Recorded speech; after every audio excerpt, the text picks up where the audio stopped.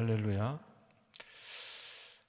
데살로니가 전서 계속 은혜 받습니다. 오늘은 2장 7절에서 12절 말씀 가지고 은혜 받을 텐데요. 따라합시다. 복음을 전파하였노라. 복음을 전파하였노라. 데살로가 전서에서 이제 복음을 매우 강조하고 있어요. 데살로가 전서 1장 5절에 복음이 말로만 너희에게 전한 것이 아니고 성령과 능력과 큰 확신으로 전했다. 그렇게 말씀했죠. 그 2장에 들어와서도 복음이 4번 나오고 또 3장에 가서도 그 디모데를 가리켜서 복음을 전하는 하나님의 일꾼이다. 그렇게 이야기를 했어요. 지난 시간에 복음은 결코 헛되지 않는다. 복음 전파는. 그래서 고난과 2장 2절에 보면은 고난과 능력 가운데서도 복음은 전해지고 하나님께서 사도 바울과 디모데와 실라에게 복음을 위탁했는데 사람을 기쁘게 하는 것이 아니고 하나님을 기쁘게 하시기 위해서 복음을 전했다. 그렇게 이야기를 했죠. 오늘도 8절 9절에 복음을 전할 뿐만 아니라 목숨까지도 즐겨주기를 했다. 그리고 밤낮 수고하면서 복음을 전했다. 이 짧은 구절 속에서 계속 복음을 이야기하고 있습니다. 오늘 9절 말씀을 한번 보겠습니다. 시작. 하나님의 복음을 전파하였노라. 그래요. 다시 이야기하지만 하나님의 복음을 전파할 때 말로만 한 것이 아니고 성령의 능력과 큰 확신으로 했다. 또 복음을 전파할 때에 고난과 능력이 있었지만은 하나님을 힘입어서 싸우면서 2장 2절에 싸웠다는 것은 다투었다는 것이 아니고 영적 전쟁을 말하는 겁니다. 전쟁을 치르면서 복음을 전했다. 그렇죠. 그리고 4절에 복음을 위탁받아가지고 하나님을 기쁘게 하며 사람의 영광을 구한 것이 아니라 하나님의 영광을 구하면서 그는 복음을 전파했다. 저것은 바울과 또 실라와 디모데뿐만 아니라 우리 21세기의 모든 성도들, 교회, 또 사역자들, 특별히 복음을 위해 사는 자들, 우리들이 되어야 될 줄로 믿습니다. 따라합시다. 하나님의 복음을 전파하였노라. 사도 바울이 데살로가 교회들에게 첫 번째 편지를 쓰면서 하나님의 복음을 전파했다. 오늘 본 말씀에는 어떻게 전파했는가를 두 가지로 이야기를 해주고 있습니다. 첫 번째는 유모같이. 따라합시다. 유모같이.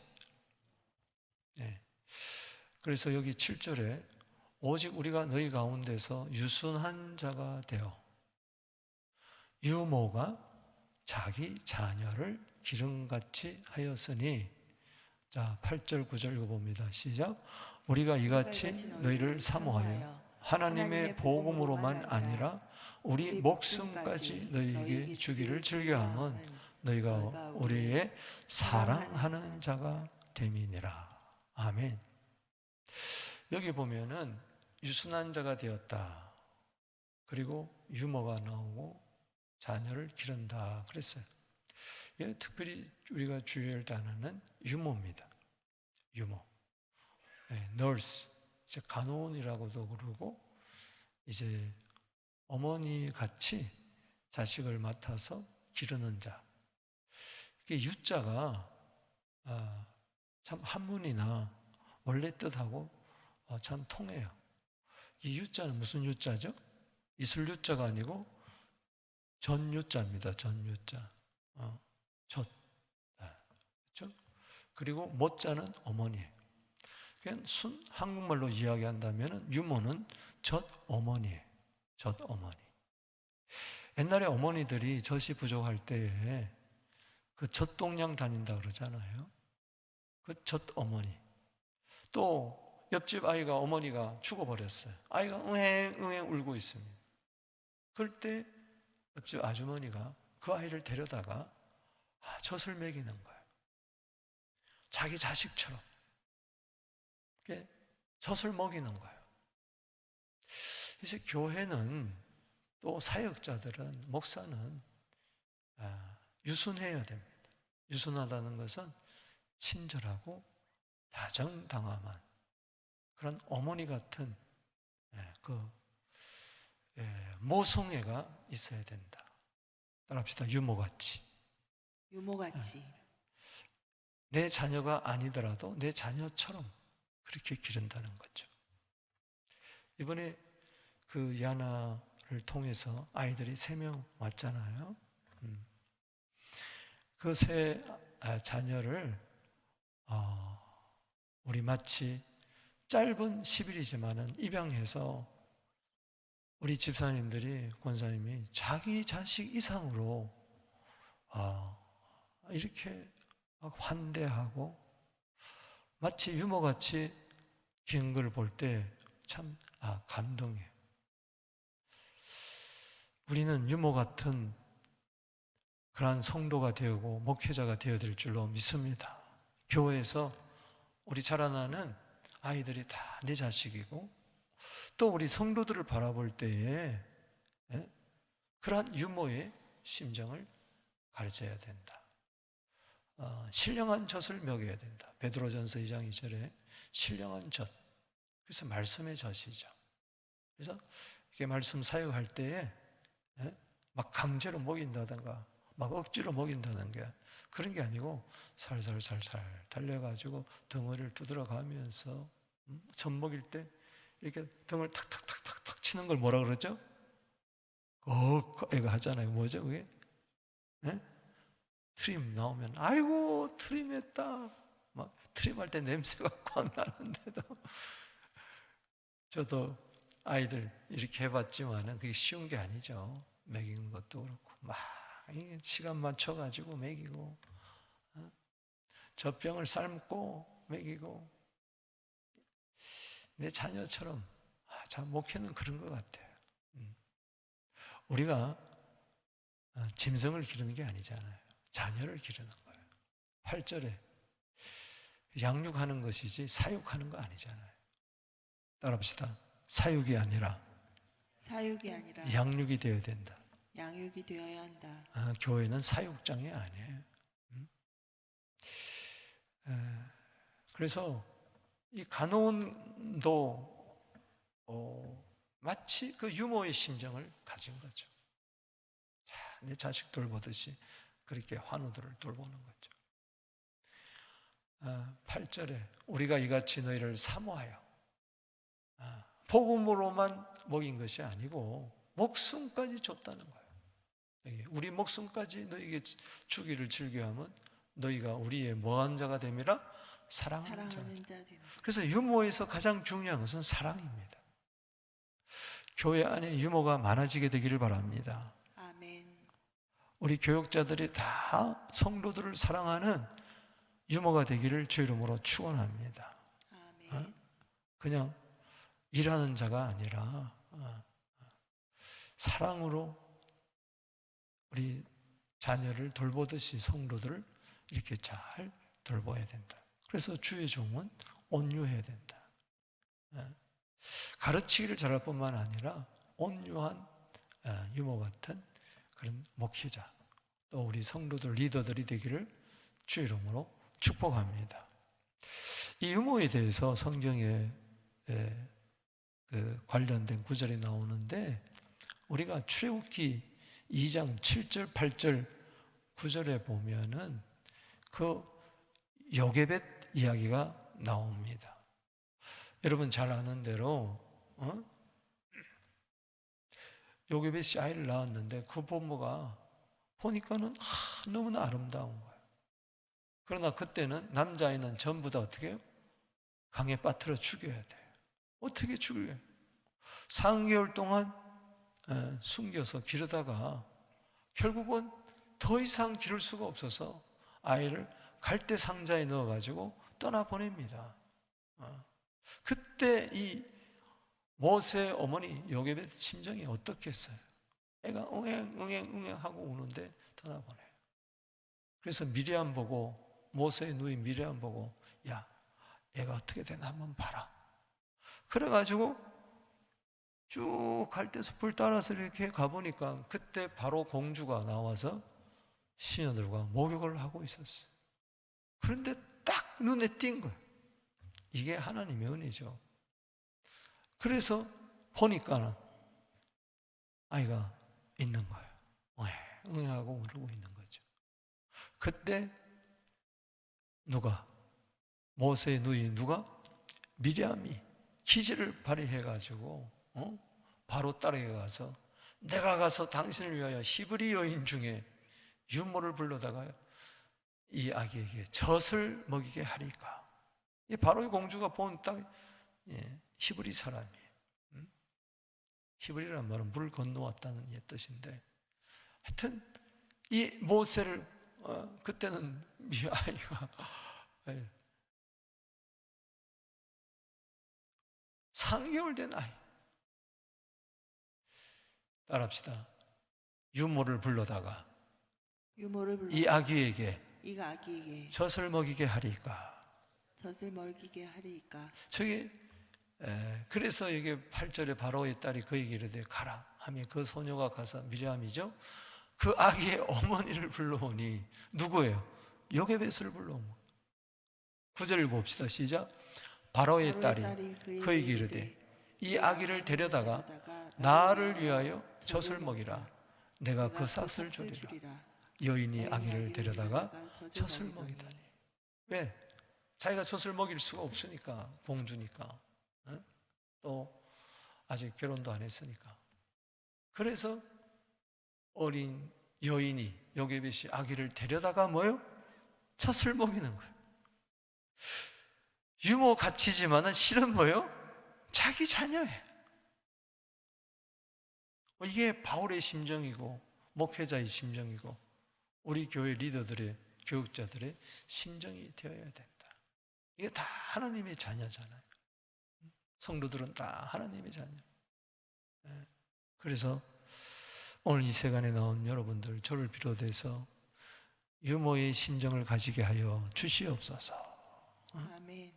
신령한 젖을 잘 먹이는 우리 교회 되기를 주의 이름으로 축복합니다. 젖이 말라가지고 줄 젖이 없고, 또 이번에도 온 아이들 가운데 부모가 학대하고 그래서 보육원에 온 아이들도 있는데 참 안타까운 거죠.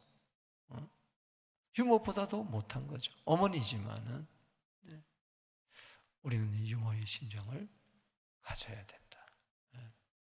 갈라디아서 4장 19절 말씀에 보면 사도 바울의 이 안타까운 심정이 있습니다. 읽어보겠습니다. 심정이 있어요. 시작. 나의 자녀들아, 너희 속에 그리스도의 형상을 이루기까지 다시 너희를 위하여 해산하는 수고를 한다. 이 어미의 심정을 말하는 거죠. 유모의 심정을 말하는 거죠. 갈라디아 성도들이 성령으로 시작했다가 율법으로 마치는 것을 안타까워하면서 너희 속에 내 자녀들아, 내 자녀들아. 언제 사도 바울이 아이를 낳았어요? 지금 엄마의 심정을 가지고, 유모의 심정을 가지고 이 아이 속에 그리스도의 형상이 이루어진다면은 다시 나는 해산하는 수고를 감당하겠다. 여러분, 해산하다가 죽는 수도 있잖아요. 아이를 놓는다는 것은 이거는 목숨을 내건 거예요. 목숨을 내건 거예요. 그렇기 때문에 사랑하는 자녀를 위하여 복음으로만 아니라 목숨까지 해줘요. 그런 의미에서 교회는 어머니라. 갈라디아 4장 26절에 따라합시다. 위에 있는 예루살렘은 자유자니 어머니라. 어머니라 그랬어요. 어머니. 그 교회는 천상의 교회로서 하늘에 속한 교회로서 어머니 역할을 갖는다. 갈라디아 4장 26절에. 그래서 교회는 모성애가 가득 넘쳐야 돼. 우리 한번 옆에 분과 인사합시다. 사랑합니다. 사랑합니다. 아멘. 그럴 때 어머님의 그 사랑을 기억하면서 기억하시기 바랍니다. 어떻게 어머니의 사랑을 잊을 수가 있겠어요? 나 실제 괴로움 다 잊으시고 기르실 제 밤낮으로 애쓰는 마음 진자리 마른 자리 가라니시고 손발이 다 닳도록 고생하신 하늘 아래 그 무엇이 넓다 하리요 스승의 이 없어라. 여러분도 지금 다 잊어버린 거예요. 왜 어머니 노래 부르다가 갑자기 하늘아 스승의 노래가 나옵니까? 다 통한 거죠. 다 통한 거죠. 우리가 참 어머니 같은 사랑. 그래서 예수님도 암탉이 자기 새끼를 모은 같이 자녀를 모으려고 한 것이 몇 번이든가. 그러나 너희가 원하지 않았도다. 그래요. 우리를 뿅아리라고 이야기하고 예수님은 암탉이라고 그랬어요. 수탉이라고 그러지 않았어요. 암탉이 자기 새끼를 모은 같이 품듯이 그렇게 모으려고 했지만 원하지 않았다. 그래도 또 품어주고 또 품어주고 이런 번씩 7번까지 용서하는 이 어머님의 사랑이 유모의 사랑이 가득한 우리 교회가 되기를, 또 이 종이 되기를, 우리 리더들이 되기를, 장로님들이 되기를 주 이름으로 축복하는 것입니다. 두 번째는 따라합시다. 아비같이. 따라합시다. 아비같이. 아비같이. 지금 성경에는 아버지라 이렇게 바꿨는데 똑같은 파테르인데 헬라어로 왜 아비라 그랬다가 아버지라 그랬다가 왔다 갔다 하는지 몰라요. 옛날 성경에는 다 아비라 그렇게 이야기를 했는데 지금 성경은 아버지라 그러는데 나는 이제 개혁 한글을 여기서 쓰기를 더 이 부분에서는 더 쓰기를 원하는데 여기 9절 말씀 읽어보겠습니다. 자, 형제들아 우리의 수고와 애쓴 것을 너희가 기억하리니 너희가 아무에게도 누를 끼치지 아니하려고 밤과 낮으로 일하면서 너희에게 하나님의 복음을 전파하였노라. 사도 바울이 그 요즘 말로 말하면은 이 자비랑 선교를 한 거죠. 왜냐하면은 데살로니가 교회도 그렇고 고린도 교회도 그렇고 여러 교회들이 에게 이 복음을 전하는데 경제적인 문제 때문에 누를 대면 안 되려고 경제적인 부담을 되지 않게 하려고 그때는 자비랑 선교를 했어요. 장막장인 사역이죠. 사도행전 18장에도 보면은 그 3절에 그 브리스길라와 아굴라와 같이 그 텐트를 만들어서 텐트 메이커라. 장막장이죠. 그러면서 선교했다. 텐트 메이커 미션이라고 그랬죠. 오늘날도 보면은 이 자비랑 목회하고 자비랑 선교하는 분들이 많이 있어요. 왜냐하면 교회가 점점 어려워지고 하니까 선교지에서 일을 하면서 그 다음에 복음 전하는. 그래서 옛날에는 제가 전도사 시절하고 목회자 시절, 목회자 보낼 때는 그냥 굶어 죽어도 그냥 일하지 말라 그랬는데 요즘은 이제 많이 달라졌어요. 저걸 일반화 시킬 수도 없지만 어떻든 간에 여기 중요한 것은 누를 끼치지 않냐고, 폐를 끼치지 않냐고. 여기 보면은 오늘 2장 여기 7절 말씀에 우린 그리스도의 사도로서 마땅히 권위를 주장할 수 있으나 도리어 너희 가운데 유순한 자가 되어 유모가 자기 자녀를 기름같이 했다. 여기 보면 권위를 주장할 수 있으나, 이 말을 여기 1 나눠주의 밑에 보면은 폐를 끼칠 터이나, 폐를 끼칠 터이나, 얼마든지 폐를 끼칠 수 있다는 거죠. 사도 바울이 이야기했던 것처럼 소가 일하는데 일하고 나서 아니 여물을 먹는 것이 당연하지 않겠느냐, 소 입에다가 망을 씌우면 되겠느냐. 병사가 나라를 위해서 복무했으면은 그 돈을 받는 것이 당연하지 않겠느냐. 어찌 병사가 자기 자비량으로 군대에 나가서 목숨까지 내놓으면서 하겠느냐. 그렇지만 자기는 그러한 권위를 다 쓰지 않겠다. 이 말은 폐를 끼치지 않겠다. 여기 보면은 그 말이에요. 그래서 밤낮으로 일하면서 또한 복음을 전파했다. 참 저보고 그렇게 하라 그러면 저는 못할 것 같아요. 전 어릴 때부터 그냥 뱃속에서부터 목사로 받쳐졌기 때문에 일반 직업은 생각지도 못한, 아마 밥 굶어, 제가 목사가 안 했으면 밥 굶어 죽기 딱 맞을 거예요. 참 여러분들은 밤낮으로 일하면서 복음을 전파하면서 주의를 하잖아요.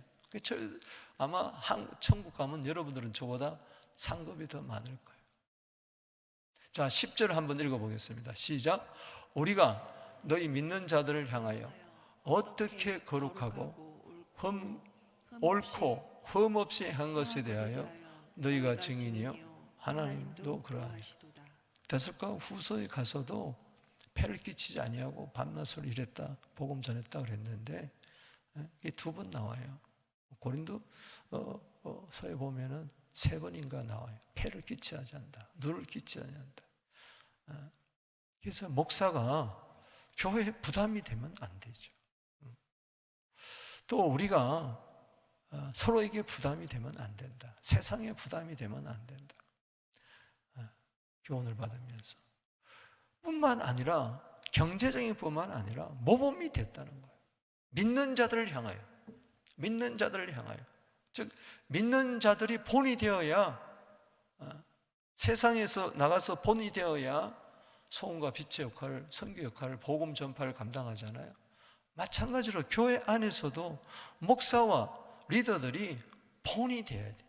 그게 3가지입니다. 따라합시다. 거룩하고 옳고 흠 없이 행해야 돼요. 거룩한 행실, 옳은 행실, 흠 없는 행실. 이 거룩하다는 것은, 홀리하다는 것은 원뜻이 죄와 멀어진 삶을 말합니다. 죄를 먹고 마시면 안 된다는 거예요. 이게 장로님들 기도할 때 또 한 주간 죄를 먹고 마셨습니다, 이러면 기도하면 안 돼요. 그럼 장로의 자격이 없어요.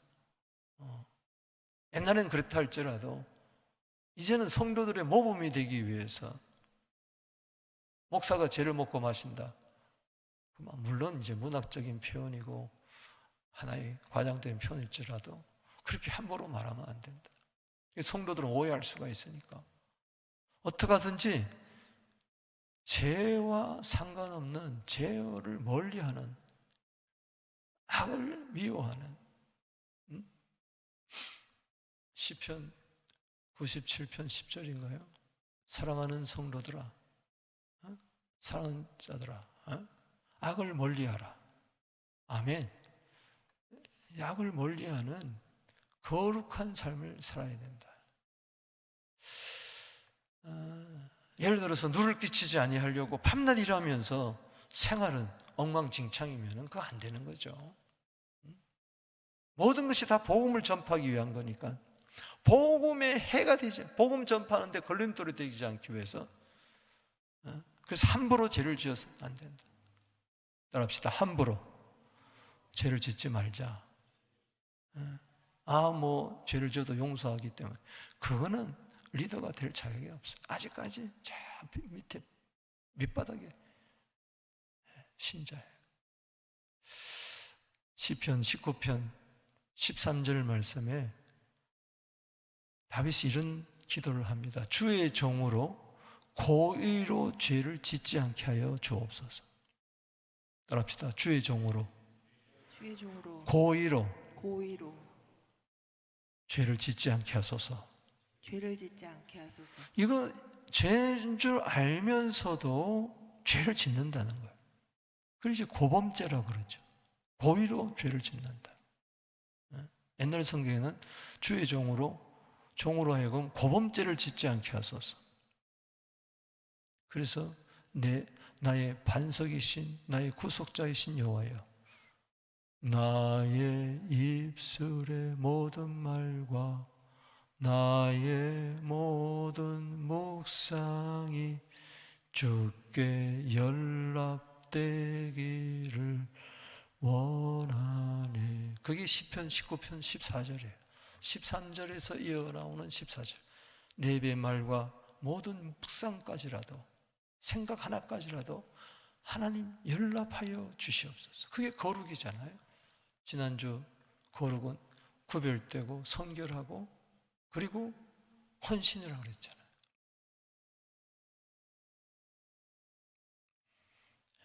따라합시다. 거룩하고 그 다음에 따라합시다. 옳고 in righteousness. 이거는 옳다는 게 뭐냐? 세상에서도 옳은 사람들아 옳은 사람들.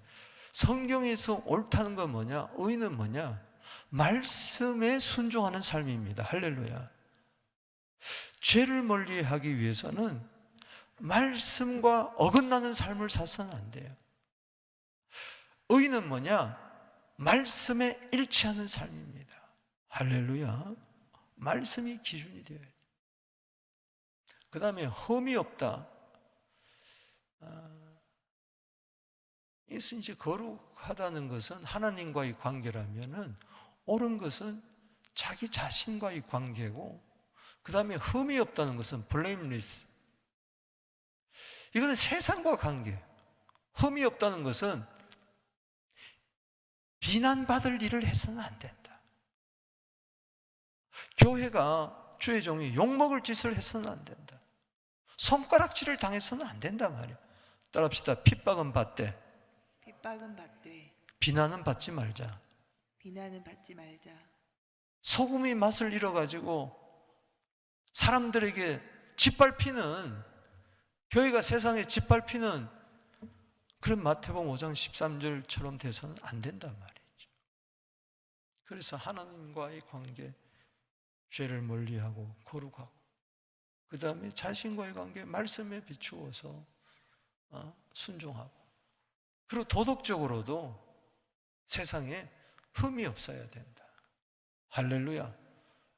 그렇게 모범을 보인 것에 대해서 너희가 증인이요 하나님도 그러하시도다. 아멘. 성도들이 다 아는 거예요. 뿐만 아니라 하나님도 다 아시는 거예요. 때로는 성도들은 몰라주더라도 하나님은 반드시 누가 거룩한지, 누가 옳은지, 누가 흠없이 하는 것인지 다 아실 줄로 믿습니다. 저걸 무기 삼을 것도 없고 잘난 척할 것도 없고 나는 거룩하다, 옳다, 흠없다 그렇게 말할 것도 없고, 지금은 데살로니가 교인들에게 말하기 위해서 하는 것이지 자기 자랑이 아니에요. 뭐냐? 나는 모범을 보이려고, 너희들에게 모범을 보이려고 복음만 전한 게 아니라 내 삶으로도 전했다. 이게 아버지. 따라합시다. 아버지는 모범이 되어야 된다. 여러분, 가정에서 아버지가 모범이 돼야지. 모범이 되지 않으면서 공부해라, 건면하게 살아라, 정직하게 살아라. 여러분, 강도가 도둑질하면서 사람을 해하면서 자기 아들에게는 착하게 살아라. 그게 말이 되냔 말이죠. 안 된다는 이야기, 그런 의미. 고린도전서 11장 1절에 내가 그리스도를 본받는 것처럼 너희는 나를 본받으라. 참 그런 면에서 저를 비롯해서 주의 종들은 무거운 거죠. 우리 성도들도 마찬가지죠. 장로님들도. 자, 저건 지금 이렇게 설명하는 것은 9절, 10절을 설명한 것은 아벨을 설명하기 위해서 그런 거예요. 아벨을. 자, 11절, 12절 읽어보겠습니다. 시작. 너희도 아는 바와 같이 우리가 너희 각 사람에게 아비가 자기 자녀의, 아비로 고치세요. 아버지로 하지 말고 아비가, 아지가 아니고 아비가 자기 무엇 하듯 자녀에게 하듯. 뭐 지금 성경에, 옛날 성경에는 아비고 지금 성경은 아버지라는데 전 아비가 훨씬 나아요. 어미가 훨씬 낫고. 여러분, 우리나라 말에 아비란 말이 기가 막힌 말이에요. 윗사람에게 이야기할 때, 또 아랫사람 이야기, 아버지가 자기 아랫사람한테, 야, 자녀에게 이야기할 때, 아비 말 좀 들어라. 그렇게 이야기하잖아요. 할아버지가 손주한테 말할 때, 야, 아비 어디 갔냐? 이 아비란 말이 여러 의미로 쓰여요. 근데 그 특징이 보면은 전부 다 낮추는 말이에요. 자, 아버지를 낮추는 말이 뭐예요? 아비예요. 어머니를 낮추는 말이 뭐예요? 어미예요. 이 애미가, 어머님들이 자식 이야기해요.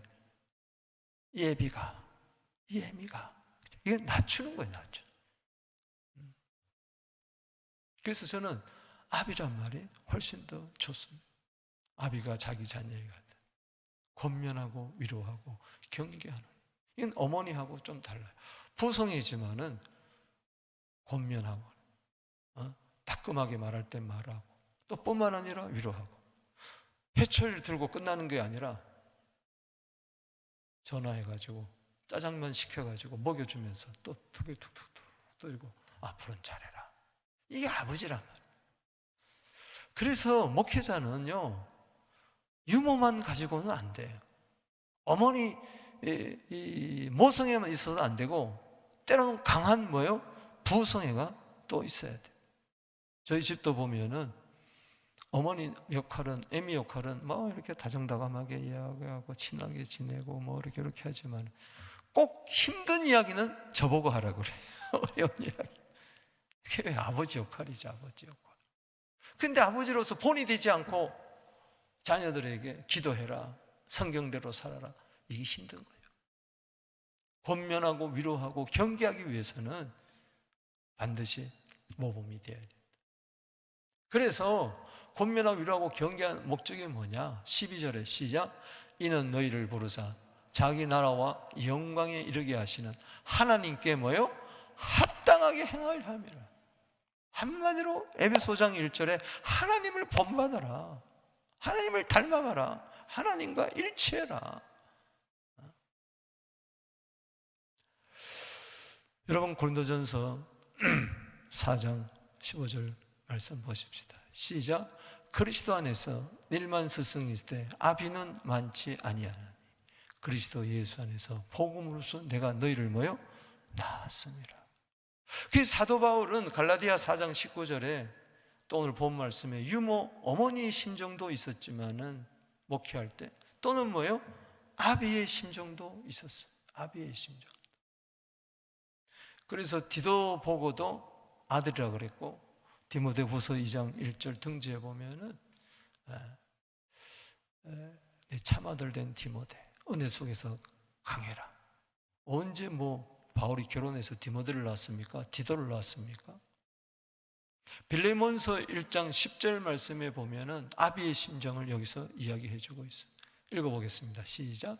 갇힌 자 중에 낳은 아들 오네시모를 위하여 내가 간구하노라. 그가 전에는 내게 무익하였으나 이제는 나와 내게 유익함으로 내가 그를 돌려보내노니 그는 내 뭐요? 신복이라. 여러분 잘 아는 대로 빌레몬서는 빌레몬에게 보이는 사랑의 편지입니다. 원래 오네시모는 유익한 자라는 이름을 가졌지만은 그는 무익한 자가 되었어요. 오네시모는 빌레몬의 종이었지만은 주인의 돈을 훔쳐가지고 로마로 튄 거예요. 그러다가 거기서 잡혀가지고 바울은 복음을 위하여 갇힌 자가 되었고, 오네시모는 나쁜 짓 하다가 잡혀와가지고 감옥에 들어왔는데 거기서 바울을 만난 거예요. 이때가 바울이 나이가 환갑이 넘었어요. 나이 늙은 나, 갇힌 자 중에서 낳은 아들 오네시모를 위하여 내게 간구하노라. 그러니까 복음으로 낳은 거예요. 여러분, 우리 교회가 복음으로 많은 자녀를 낳는 교회가 되기를 주 이름으로 축복합니다. 아멘. 그 내가 낳은 아들을 유모처럼 아비처럼 기를 때에 그때 기쁨은 이루 말할 수가 없는 거죠. 전에는 무익하였으나 이제 나와 내게 유익하다. 바뀐 거예요. 내가 그를 돌려보내니 내 신복이라. 그 감옥에서 애미같이 아비같이 잘 훈련해가지고 신복이라는 것은 없어서는 안 될 사람이 된 거예요. 꼭 필요한 사람. 여러분, 몸의 지체 가운데 새끼발가락을 신복이라고 하지 않습니다. 손을 신복이라 하지 않아요. 이건 좀 없어도 살 수 있어요. 근데 여기 신복이라는 것은 심장, 폐, 간, 이 내장의 상반부를 이야기하는 거예요. 이거 없으면 안 돼요. 심장, 폐, 간 없으면요 사람이 죽습니다. 우리 한번 인사합시다. 꼭 필요한 사람이 됩시다. 꼭 필요한 사람이 됩시다. 사도 바울은 죽지만은 그가 감옥 가운데서 낳은 아들 오네시모를 키워가지고 목사를 시켜가지고 훌륭한 사람으로 만들었다는 거죠. 그래서 우리는 어미가 되고 아비가 되어야 될 줄로 믿습니다. 말씀을 맺습니다. 오늘 적용의 교훈 읽어봅니다. 시작. 하나님의 복음을 전파하는 교회는 부모의 심정을 가져야 된다. 어미같이 자녀에게 젖을 먹이듯 사랑으로 양육하며 아비같이 자녀를 위해 수고하며 본이 되어 양육해야 된다. 아멘. 오늘 수협에 나오신 여러분들은 각자가 저부터 시작해서 목사는 목사대로, 장로님은 장로님대로, 권사님은 안유사님, 또 우리 순장은 다 부모의 심정을 가지게 되기를 주 이름으로 축복합니다. 우리 마지막 찬양, 우리 옳은 길을 따르라. 다 같이 일어나셔서 찬송 부르고 기도하고 마치겠습니다.